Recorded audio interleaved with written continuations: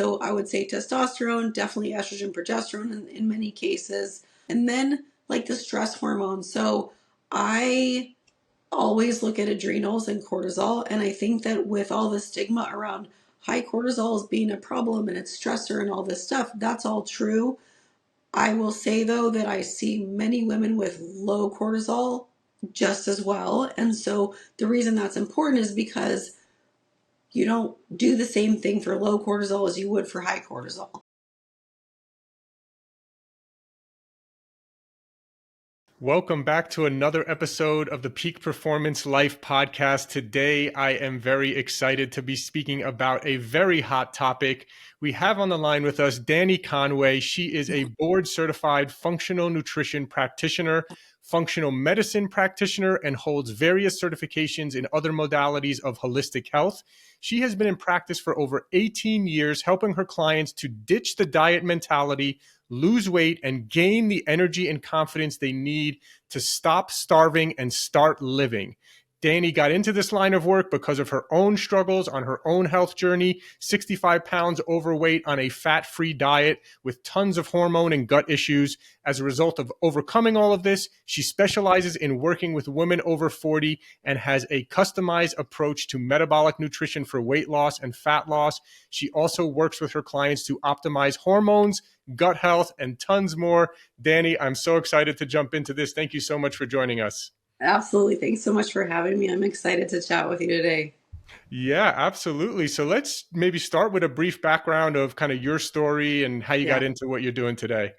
Yeah. So I was really just very frustrated. I was in my 20s. I was overweight. I was doing all the things that the mainstream diet culture was saying to do. And I was just would lose a little bit of weight, then I would gain more weight.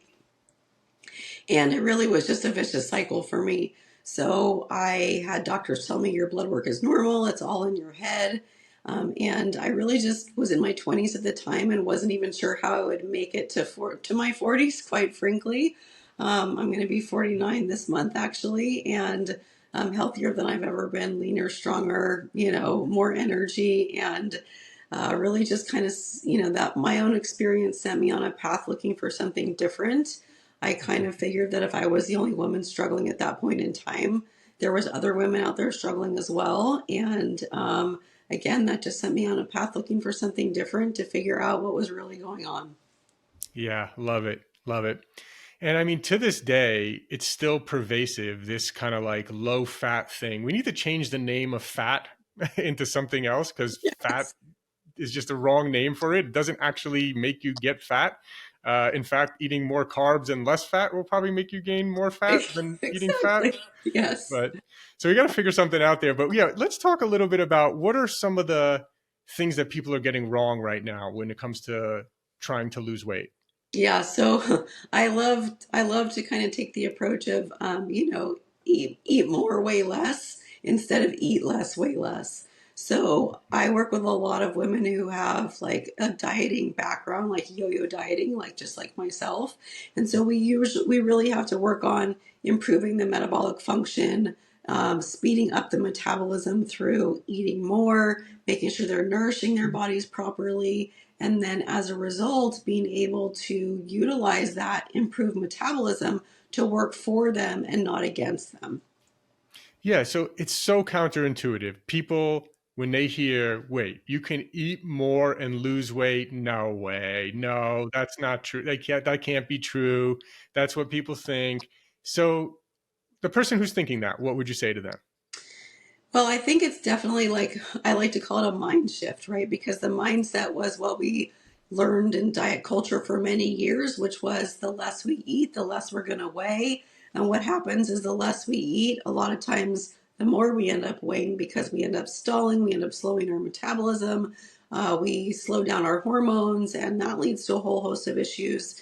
So, on the flip side of that is really just letting people know that they should focus on nourishing themselves, using if they're looking at any type of tracking tools to kind of figure out how much nourishment they actually need, is use those to their advantage so that their body and their metabolism get what they need on a daily basis.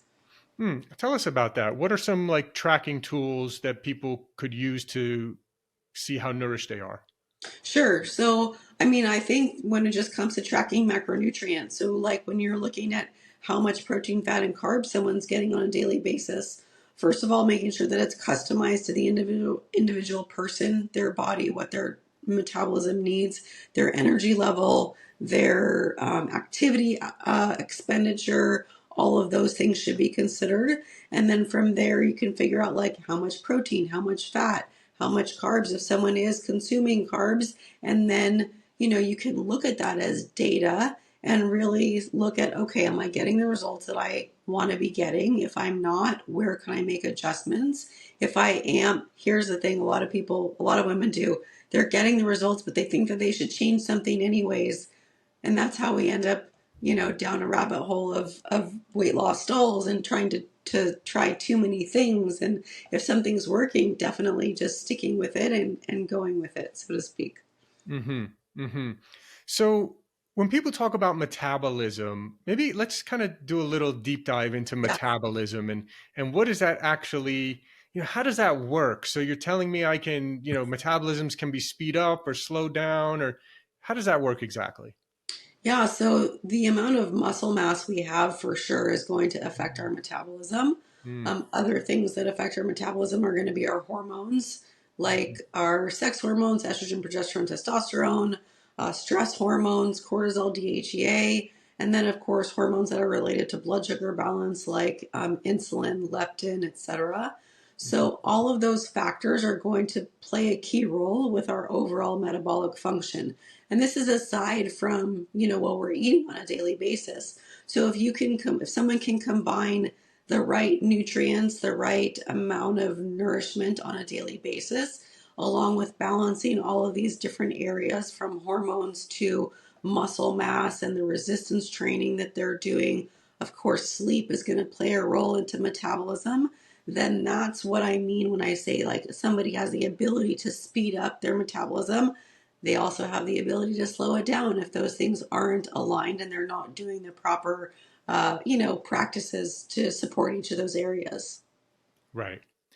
So we've, the traditional is counting calories, right? And it's so funny to kind of see online the whole, there's people who swear that counting calories is all there is and nothing else matters, and then there's people that I probably side a little bit more with, the holistic side of things, that is like, it's actually not just like a calorie is not just a calorie. There are certain calories that can satiate you and make you feel full and good, and there are certain calories that will have you more hungry for more. So and they're like, well, the guy did the Twinkie diet. Someone did the Twinkie diet, and they Right. showed that you could lose weight just eating Twinkies all day. Like, okay, yeah, if you're super disciplined and like want to just feel horrible and struggle through it and make yourself miserable just to prove a point that you can lose weight by eating less calories. But again, did we follow that person for the next 5 years after and see what happened there, right? Like the Biggest Loser study and all that. So yeah, what are your thoughts about that? Yeah. So, I mean, anyone can, cut their amount of calories and potentially lose weight if their metabolism doesn't stall out. Of course, in your example with the Twinkies, then we have the whole processed foods and the processed, food addiction piece of things. Because the reality is that not very many people can just, you know, eat 2 to 3 Twinkies a day and not have cravings and the desire for other types of foods like that, because those foods are designed by nature, well, it's not nature, but designed by food scientists to make people crave to eat more and more. So I think, just looking at calories in, calories out, yes, of course, there are the zealots out there. And let's face it, we can't overeat what we need for our, we can't eat too much energy, so to speak, and expect not to store it if we're not using it. So I think that there's a little bit of a fine line in between the calories in versus calories out. I like to also look at it as energy in versus energy out. Yeah. And then, of course, the hormone balance and everything that's going to play a role into someone having the correct amount of energy. And when all the stars are aligned, they're going to get much better results. Yeah. Yeah. I like to give an example as well too of there was some study where they took for example, why do we look for antibiotic free meat when we look for meat. Why would meat even be shot up with antibiotics to begin with? Well, it turns out they found out if they give antibiotics to the cow, they can increase their weight by 30% without adding any additional calories. So it kind of shows you like, yeah, you can mess with someone's hormones or mess up someone's system and they will gain weight without, it's not just calories in, calories out. So I always like to go back to that example. But what are some of the things, let's kind of go back to, you've worked with a lot of women over 40. Yeah. You've helped a lot of women. What are some of the most common things that you, changes that you will have them make? They come to you, they're living a certain way or a certain lifestyle. And then what do you advise them to shift?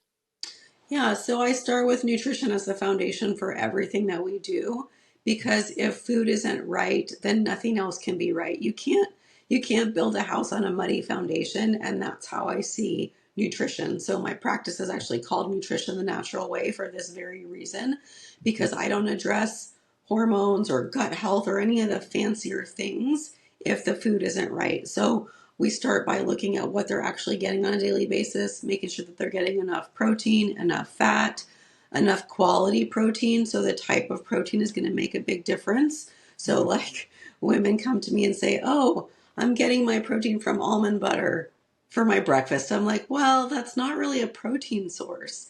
So Mm-hmm. we look at changing up their protein sources to get more complete proteins. We look at making sure that the fat consumption they're getting are anti-inflammatory fats and other anti-inflammatory foods. I look at the type of carbohydrates that they're getting. So if they are going to be eating carbs, now full disclosure, I work with clients on a spectrum from lower carb through carnivore. So with that being said, if because I believe that one size does not fit all. So making sure that their carb sources are whole food sources that they can tolerate, and then kind of building on all of those things to get into the hormones, gut health, etc. Interesting. So you are using carnivore with certain clients in certain cases if they're open to it, and you're seeing good results with that. Yeah, absolutely. So carnivore, I feel, is the most amazing elimination diet. Yep. And I do believe that there are some that, we do really well on that as like a longer term approach. And then there are others that come to me that they, do carnivore as an elimination and we get them to the point where they can add foods back in and they don't have a 3 day stomach ache because they ate some Brussels sprouts or something like that, or some other plant-based type food that didn't agree with them before. So really looking at how we get them their results and sustainability for longer term health. Yeah. Yeah. It's interesting, right? There are some certain things that many people consider healthy that may or may, it's questionable, right? Like, we were eating, I was out with a bunch of people and it was people were eating Mexican and they said, "Oh, well, the beans are healthy, right? I'll eat the beans." And I'm like, I'm not so sure about that, in this restaurant especially, and I'm not sure how they cook them here. And he's like, "What, beans aren't healthy?" And I'm like, "Well, I follow more of a paleo style, so I'm a bit biased on that side of things, but Yeah. yeah, it's So interesting." yeah, they're so indigestible. It's crazy. Yeah. So yeah, what are your thoughts while we're on the topic? Beans, legumes, things of that nature. I see them cause more harm, more problems in gut health than good.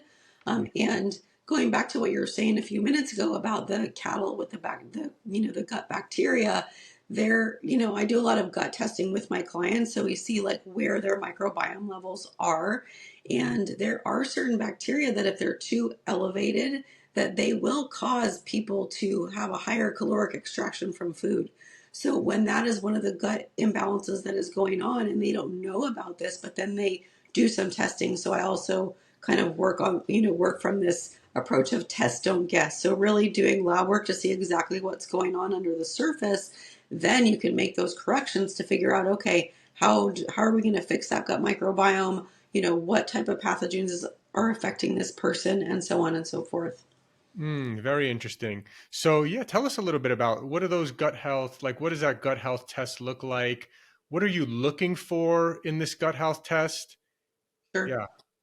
Yeah, so I do various different functional testing, but as far as the gut health specifically, we do stool testing, and we're looking for various different microbiome and bacteria levels. We're looking for hidden very stealth infections that can be creating a lot of problems with GI system, like symptoms such as constipation, bloating, gas, diarrhea, food cravings, excessive hunger, and then also looking for various immune markers and immune functions. So most of our immune system is actually our digestion, which a lot of people don't realize. Mm. So also looking for like digestive enzymes, so their enzyme production, inflammatory markers. So we can get a lot of information from looking inside the gut and seeing what's really going on. Mm. Interesting. Yeah.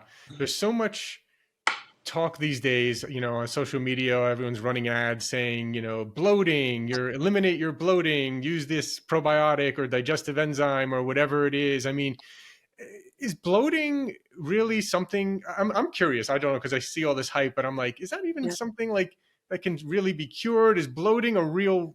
How real is bloating? What do you think about all that? Oh, I love this question. So first and foremost, bloating is absolutely real. I struggled with it for many years, years ago when I was having, in the heart of my digestive issues. So there can be causes from poor digestive enzyme function, from poor food quality, from the incorrect balance of macronutrients that someone's consuming, from lowered digestive enzyme production. I think I might have said that already, and HCl production, so the hydrochloric acid. Mm. And I think then whatever the approach is to fix the bloating or to rebalance, I like to say rebalance because we're trying to rebalance the body from the inside out, is to, whatever that approach is dependent on the person. So if there's bloating beyond getting their food and foundation right, then maybe there's something going on with their gut health, like that the testing would come in. Maybe someone can just, I get asked this next question a lot, is like, what do you think about people taking digestive enzymes ongoingly? And quite frankly, our digestive enzyme production does decline as we age. So I'm all for, if someone is benefiting from something like that and they definitely, feel a difference, then I'm all for, yeah, go ahead and supplement, because again, it's a natural decline as we age, especially for someone who had a history of years of digestive issues. Why continue to be miserable if they don't have to be, right? So again, if they're digesting their foods properly, if they're getting the right amount of lipase, amylase, protease, whatever enzymes they need for their balance of macronutrients, they're going to utilize their nutrients better. They're going to have more energy. They're going to be able to build muscle easier. They're going to be able to change their body composition, lose weight, lose fat, do all the things that they're trying to do. Mm. And when you do the gut health tests and other tests, are you able to kind of see which digestive enzymes or which strains of probiotic maybe they're deficient in, and that way you can give them a better recommendation of what enzymes they need or which probiotics they need? Yes, absolutely. So on the probiotic side of things, we definitely see different strains of bacteria that are high, low, or otherwise. So that can definitely be tailored. And then as far as the digestive enzymes, I don't test specifically for lipase, amylase, or protease. However, I usually base the recommendation for which digestive enzyme to use based on their macronutrient balance that they should be consuming on a daily basis. Mm. So my clients that are, of course, higher fat, higher protein, they're going to get an enzyme that has a little bit more protease and lipase as far as the balance of those to each other. If I have a client that's eating more carbs, they're going to get a digestive enzyme recommendation for something that has a little more amylase in it that can help them with all three macronutrients. Mm. Nice, nice. Let's get back to, I'm sure many women are listening now. They're like, I want to speed up my metabolism. I want Yeah. to eat more and lose weight at the same time. What's the story here? How do we do this? Yeah, no, absolutely. So first and foremost, of course, food, balance of macronutrients. Next, I do like to look at hormones. So what's going on with their hormone system? What's going on with their stress levels? So someone can have the perfect macro intake, great workouts, but if they're super stressed and not sleeping, then none of that stuff really matters because they're probably going to be gaining and not losing. So when it comes to, speeding up the metabolism, aside from food, we look at balance of resistance training and cardiovascular exercise. So definitely not overdoing it on either one. But we have to remember that in order to change body composition, we have to build muscle. So there's an important balance of resistance training. Maybe it's I'm just going to give an average, maybe 2 to 4 days a week, depending on the client and their experience. And then from there, their cardiovascular recommendations, whether that's walking or doing a little bit more HIIT training or whatever the case is. I do like to look at their lifestyle. I like to look at their hormone balance. I like to look at their symptoms that they're having, if they're having any hormone symptoms, and then kind of devise the right plan from there based on all of those things. And then if I could just add, like, I also like to look at sleep, because sleep is such a honestly, it's a big problem for women over 40 when their hormones start to change. So we need to do all the sleep hygiene factors, to make sure that we're getting some quality sleep so that they can recover and they can build muscle and they can do all the things that their bodies, that they want their bodies to actually do. I think that was a long answer, but I hope that No, it's a that very helped good a little answer. bit. Yeah.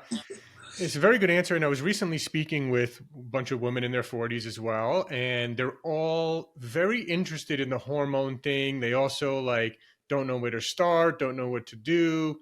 I mean, they want, obviously they wanted to talk to a specialist. So now I can refer them to you.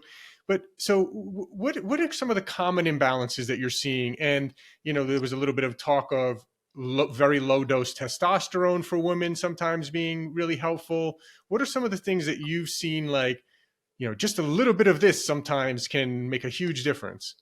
Yeah, so I have a little bit of a different approach when it comes to balancing hormones. Okay. And the reason for that is because originally, when I was trained in my functional medicine 20 years ago, and I am obsessed with continuing my education. So even to now, I still have, multiple certifications I'm working on. That being said, I was originally trained to look at rebalancing hormones first, gut health second, and detoxification third. And that worked for a long time until it didn't work as well as it did in the beginning. Now, fast forward about 10 years. So this is about 10 years in, about 10 years ago. I started to look at, okay, well, what if we improve their digestion and their detoxification first? Because if they're absorbing their nutrients better, then they can feed their hormones and their, cholesterol as the backbone for steroid hormones. And then what if we get them detoxing better so that there's less toxic load on their system? And then the liver can process the hormones better as well. So, my approach to rebalancing hormones actually entails looking at digestion and detoxification first, and then looking at hormones. The reason is because a lot of times, when I retest hormones after working on gut health and detoxification, before even touching a hormone protocol, I actually see their hormone levels improve on their labs again before specifically going into whether it's herbs, supplements, bioidenticals for hormone balance. So that's number one. And number two, I absolutely do agree with bioidentical replacement. I think that testosterone therapy can be great for women.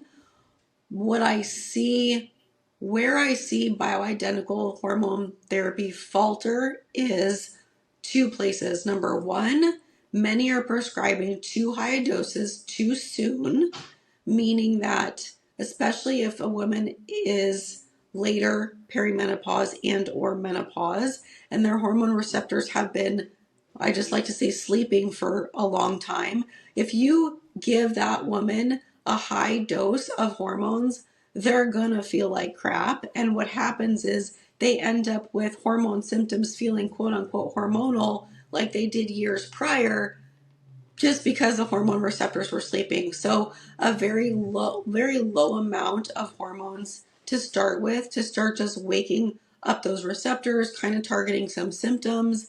That is the very best approach when it comes to hormone replacement. And then, of course, testing and seeing what's actually happening even in perimenopause. So a lot of doctors will say, like, you can't really test hormones in perimenopause, and I just don't find that to be the case. Mm, interesting. Interesting. You mentioned detox. What is that? We see so many things about there: detox, cleanse, this, that. What does detox look like or mean to you? Yeah, that's great. So first and foremost, I look at blood work and I look at liver markers. So I'm looking for what I specifically call sluggish liver, sluggish digestion. Mm-hmm. And then when it comes to liver detoxification, we're looking at first of all, home detox strategies that they can start doing on their own to get their digestion moving more. A lot of these women are constipated or, bloated and dealing with all these digestive issues that nobody wants to talk about, or that they can go into a pharmacy and buy something over the counter to put a band-aid on it, so to speak. Mm-hmm. So things like castor oil packs, dry brushing, infrared sauna, um, you know, Epsom salt baths, sea salt baths, things that start to get their drainage pathways opened up a little bit more.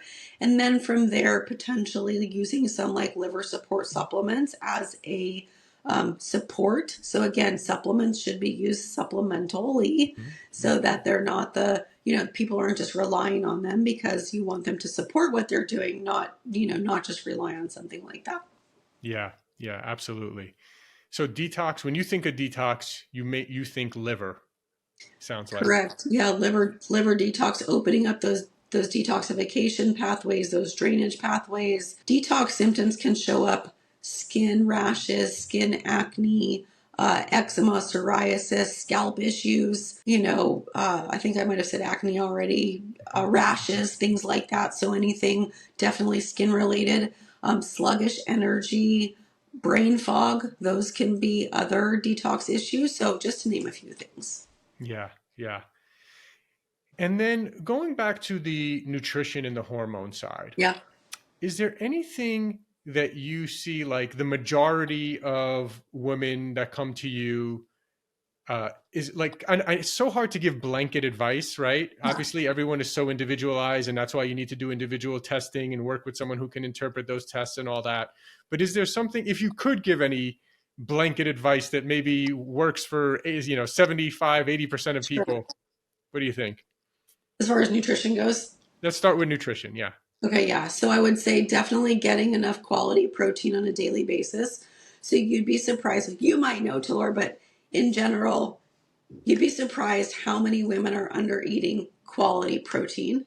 Yeah. And then they have digestive issues on top of that. So they're not only are they not getting enough protein, then they're not absorbing the protein that they're eating. And then they're wondering why they're losing their hair, why their skin complexion is poor, why, many of the symptoms that we've already talked about.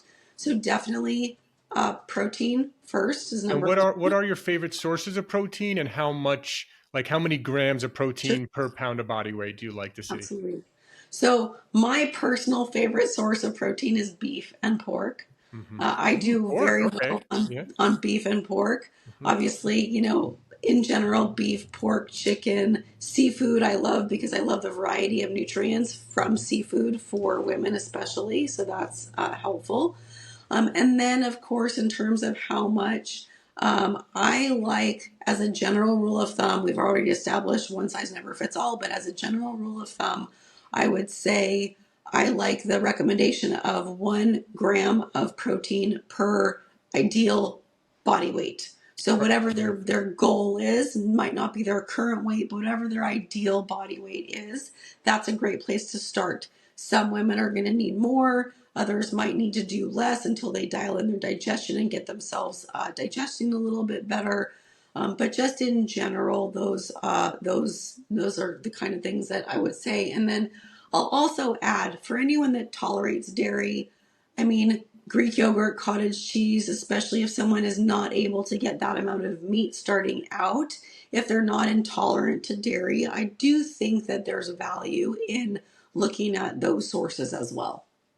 Yeah, interesting. Because some people do have issues with dairy. Now, again, I'm in agreement that it's not like there's some people that think all dairy bad, right? I don't think that's necessarily the case. Obviously, there's lots of instances. Yogurt. We had the last guest was talking about. He's a cardiologist, and he's like, I love cheese. Cheese is great. Saturated fat is great. And he's a Yeah, cardiologist, so I love to that's hear that. awesome. So yeah, so we got dairy there. And then for me personally, I've been, again, shameless plug, but Peak Performance has a grass-fed beef protein isolate, and I've been blending our unflavored version in my morning coffee just so that I can get my 40 grams right in there right out of the gate. And for my wife, I'll put 30 grams blended in her morning coffee as well, just to, your body's been sleeping for however many hours. You haven't eaten in however many hours, 10, 12 hours. And I think it's important to get that protein first thing. And I found that I'm not going to eat a steak first thing in the morning. I'm just not going to do it. Um, And yeah, and that's also why I love grass-fed beef protein powder. So I also use protein powder. It's always beef protein. And nice. I have my clients do the same thing, 30 to 40 grams blended into their coffee. It's their breakfast. I have them put a fat source in there as well. Yep. So we're definitely on the same page as far as that goes. I love that. Yes. So I throw in some like prebiotic fibers to get some fiber in there. I got like the C8 MCT oil to Yeah. get some healthy fat in there. Got the beef protein in there.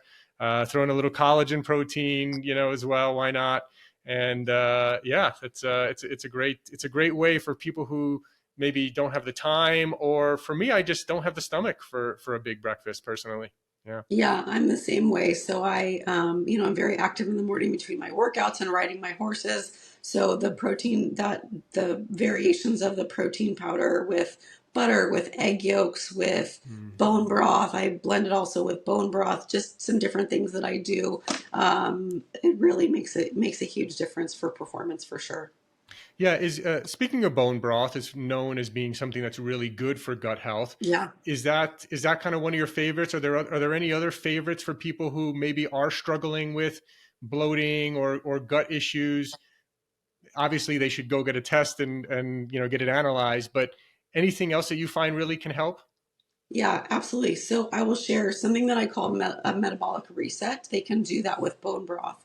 So what they would do basically is you want to have a lot of bone broth, a really good source for this. So basically it's like a bone broth fast. So anywhere from 24 to 48 hours, you're consuming only bone broth and electrolytes, salt and electrolytes. Mm. So then once that time frame is over, you start to add foods back in slowly. So you don't want to just go back to eating 20 foods the next day because then you'll never know what you respond to. But if you start with, let's say, a protein source and then you add a fat source and carbs, if you're eating carbs, and do that super slowly over a few days, it gives your gut a very good reset. Like I said, I like to call it a metabolic reset. And then you get to also see how your body responds. So when you start to remove foods for periods of time, then your immune system has a chance to recover. And then when you add those foods back in, you might actually notice a reaction now versus before when you're like, I don't know what's causing this bloating. But if you then add something in after a period of time of being off of it, then you might notice that bloating right away and you'll be able to pinpoint exactly what is causing that. And, I agree, yes, testing is all great and everything, but these are things I like to also, give women things that they can do on their own so they're not always just, I don't want women to rely on me all the time. I want them to be able to target and troubleshoot things that are going on for themselves as well. Yeah, I like that. I like the bone broth kind of cleanse there, and the bone broth still has some protein in it, so it's not like you still could feel a little satiated, and you can kind of deal with that a lot easier than if you were just doing a 48 hour, 24 hour, 48 hour water fast, which can be tougher for some people. So that's really cool. What kind of along the topic of nutrition as well, we know we want to eliminate processed foods. We want kind of healthy fats and more protein. Kind of what's your in terms of carbs, where are you at on that? Obviously, you said you're a proponent of carnivore, which is basically zero carbs, right? Where are you at of Yeah, carbs? yeah. So I think it's very individual. So first of all, with carnivore, it's not necessary. It doesn't actually end up to necessarily be quote unquote zero carbs because there are animal-based foods that do have carbs. So eggs have a couple of carbs, some dairy has some carbs, things like scallops or mussels. So I actually had mussels last week. There was actually 28 carbs because I had a large portion of mussels. Hmm. So there are ways to, if someone is concerned about carbohydrates in general with carnivore, there are ways to integrate animal-based carbs with carnivore. Now, with that being said, I never have a reason to have someone have a goal of quote unquote zero carb. Now, moving from there, let's just say like into keto or low carb, I like clients to look at fermented food sources like sauerkraut if they can tolerate them. I like the low glycemic, low oxalate veggies. And Mhm. then, if someone is going to be maybe in the 100, 150 carb range and they do tolerate things like sweet potatoes, I definitely want them to be getting more natural sources than, the processed food that says keto, low net carbs on the box. Yeah. Like that's not what we're talking about. And you know that, but just to clarify. Yeah, yeah. The keto cookies with 10 grams of erythritol in it or something, Right. right? Yeah. Right. Yeah, exactly. Um, yeah, that's good info. And it's interesting, yeah, because when you talk about carnivore, some people just think, oh, you can only eat steak, but it's actually the way you do it would be any kind of animal protein or seafood, essentially, eggs as an animal product. You mentioned yogurt, so it's Mhm. actually not as constrictive as most people would think then. Yeah, and I'm a big proponent for variety of nutrients, number one, and then variety for just in general sustainability. Hmm. So yes, there certainly are people that are dealing with significant autoimmune conditions and other things as the reason they go carnivore. So they might need to do a little bit more strict, like beef or lamb only in the beginning.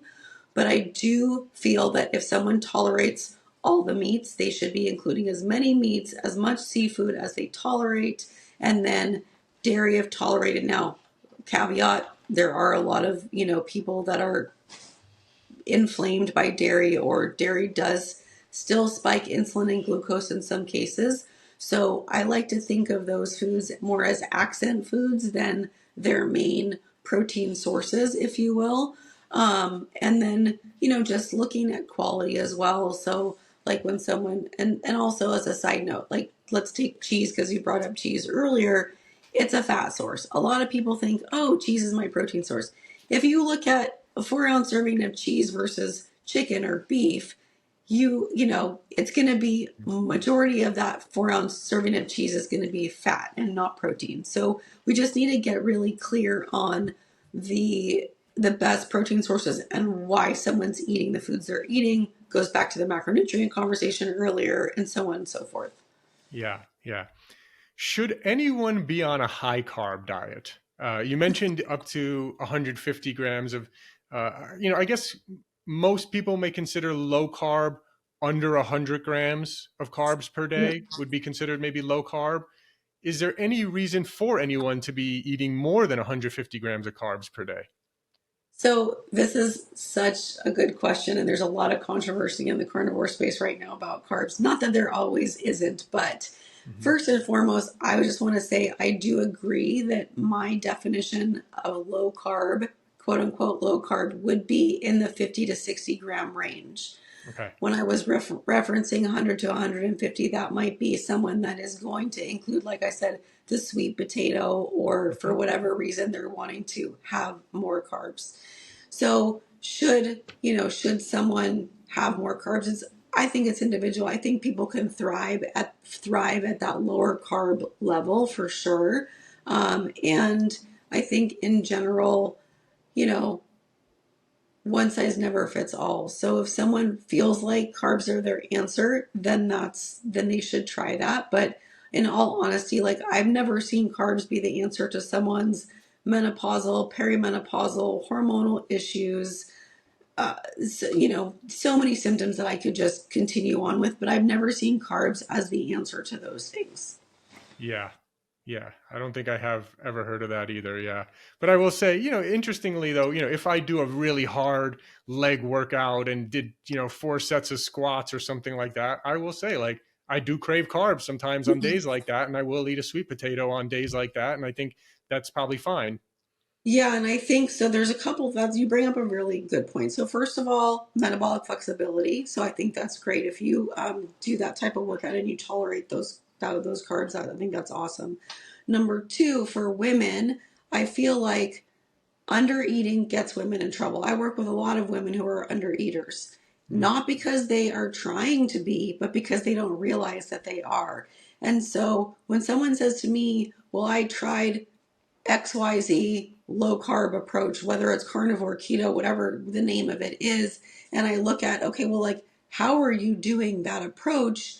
They were likely under eating protein and or fat, and then wondering why they had no energy or their electrolytes were out of balance, whatever the case is, because as their hormones get more imbalanced, we need more magnesium. We need more of those electrolyte minerals for sure, aside from just all the nutrients. So there's so much wrapped up in that. I feel like that affects women for sure, especially with the hormone imbalances. Mm-hmm. Mm-hmm. Interesting. Yeah, and then you mentioned electrolytes a couple times. Salt. Are you a fan of salt? I am salt, magnesium, potassium. I use a variety of different electrolyte formulas as well as just like a liquid mineral that's like humic and fulvic minerals that Yeah. I think I feel like I heard you talking about those on one of your podcasts, one of your other episodes maybe. Yeah. Uh, but I'm a big proponent of minerals for so many reasons. Energy, muscles, like muscle firing, brain health, obviously, cognition, focus, sleep too. So minerals can play a big role with sleep, hormone balance, so many things. Of course, thyroid, adrenals, all of that. Yeah. Yeah. Anything else that you think kind of general broad advice people should be eliminating from their diet? We mentioned processed foods and processed, sugars, obviously, things like that. What, like things like seed oils or anything else that comes to mind for you that like just kind of blanket, like you're better off not touching it? Sure. So, seed oils are an interesting thing. So, I definitely do not consume them. I don't recommend them. I think that they're inflammatory. I feel like there's a lot of controversy over them, in general. I think the more you can stay away from these types of foods that we're talking about, the better off someone is. I do think that there's a lot of people that do great on, let's just say, if we're going to call it a label, keto, and they eat avocados and avocado oil and olive oil and coconut oil and all of that. And I think that those foods are still beneficial. Yeah. Not everyone wants to be strict carnivore. Not everyone desires to be, and I think that's okay. So I do feel like acceptance of what works for you is important. But sorry, I kind of got off on a tangent. Back to your question. Of course, the processed foods. I think that I'm going to say the sweeteners and the keto treats out there. I think that it's take those with a grain of salt, speaking of salt, because for some people they can absolutely help someone stick to this way of eating longer term when they have healthier alternatives for desserts and treats and things like that. And for the person that can moderate those things, it's a great approach. For someone who needs to abstain from those things, then they need to stay off of those things. But I do feel like having those in someone's back pocket, if they can tolerate them and it's not going to send them spiraling to the real thing, to the real sugar, etc.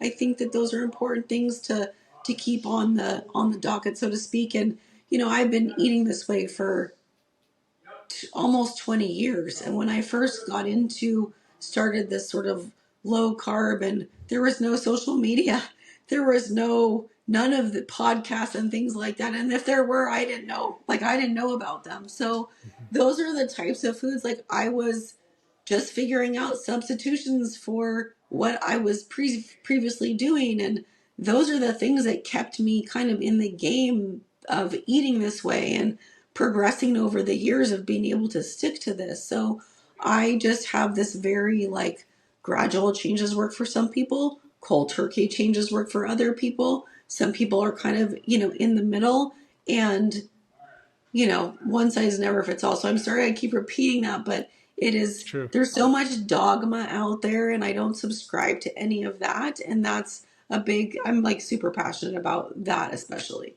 Yeah, yeah, that's one thing I definitely have learned over the years here. There is no one size fits all. In terms of the sweeteners, I find stevia and monk fruit I have no issues with. I mean, most electrolyte powders that you see out there are sweetened, hopefully with stevia or monk fruit, because some use sucralose, which I try to avoid. I find erythritol, if it's more, like I can tell if there's more than 5 grams of erythritol in a serving, I can feel it in my gut. I mean, Yeah. yeah.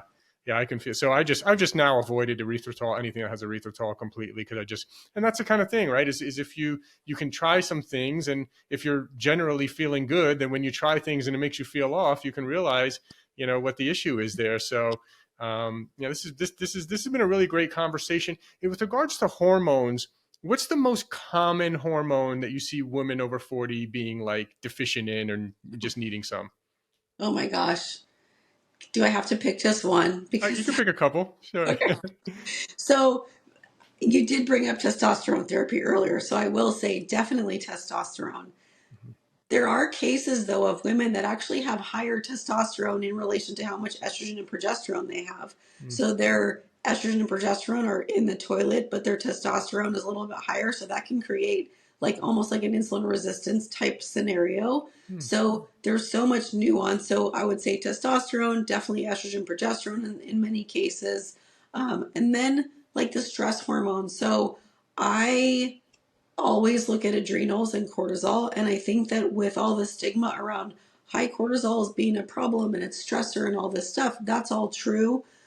I will say though that I see many women with low cortisol just as well. And so the reason that's important is because you don't do the same thing for low cortisol as you would for high cortisol.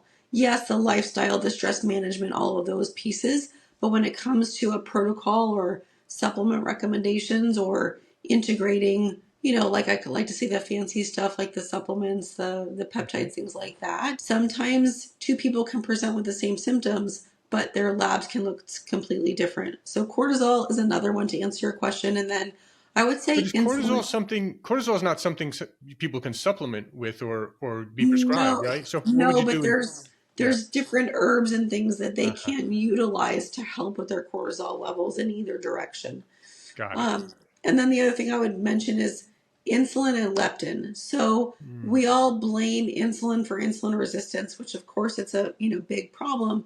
But I actually see a lot of women who have perfect optimal fasting insulin levels and their weight is still stalled. So a mm, lot of people out there, especially in the low carb space, are saying, "Oh, there's no way you can eat low carb, have perfect fasting insulin and still not be able to lose weight." But clinically, I see this on a weekly basis with hundreds of women every month. So then looking at leptin and the patterns with all these different hormones makes a big difference. So I'm sorry I can't answer your question with one hormone, but I hope that that's helpful. it's very, very helpful. Dani, this has been incredible.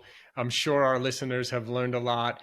I'm a big advocate of people working with someone like yourself to get the tests they need to really kind of dial it in. So many people are trying to be internet doctor and there's so much stuff. I mean, these days it's like, well, AI told me this. It's like, AI is only as good as the data it's trained on, and it's being trained on what's on the internet. So you're basically just, anyway, so it's important to, and like we said too, there is no one size fits all. So sorry, but AI probably can't give you an answer because unless maybe if you upload every blood test I and know. gut test and a million other tests or something like that, maybe then.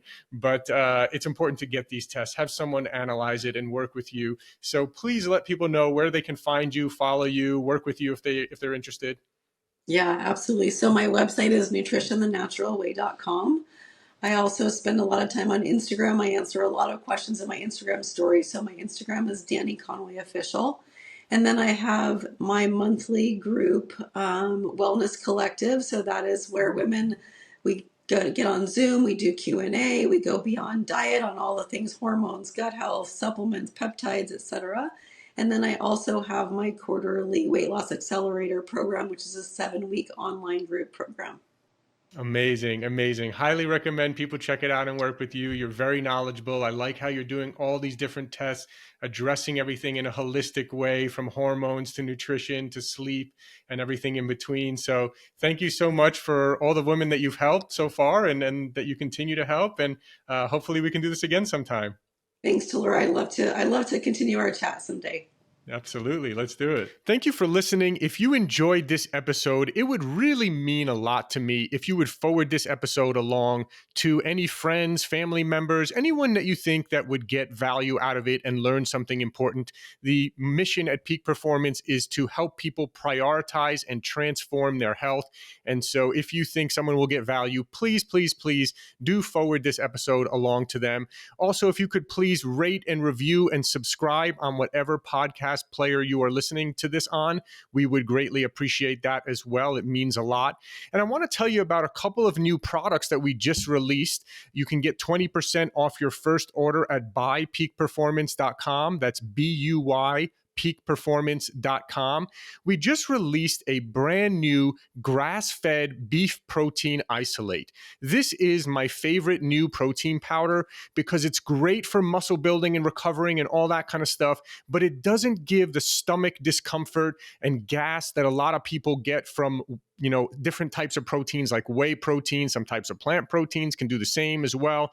It seems to be really, really easy on the stomach while still giving all the great benefits of muscle building and everything else that you want from taking in adequate protein. So check out our new beef protein isolate. We have it in unflavored, which I actually mix and blend with my morning coffee every morning. We have a vanilla and we have a chocolate. You can buy it on Amazon, but again, you also do get 20% off your first order at buypeakperformance.com, BUY peakperformance.com. We've also recently released organic mushroom coffee. We have these in Keurig compatible K-cup coffee pods. We have organic mushroom coffee with lion's mane, reishi, cordyceps, turkey tail, and chaga mushrooms blended with the high altitude organic coffee that we've been using and that we've been famous for years. So that's been a big hit, that one as well. You can get on our website or Amazon, any of our products.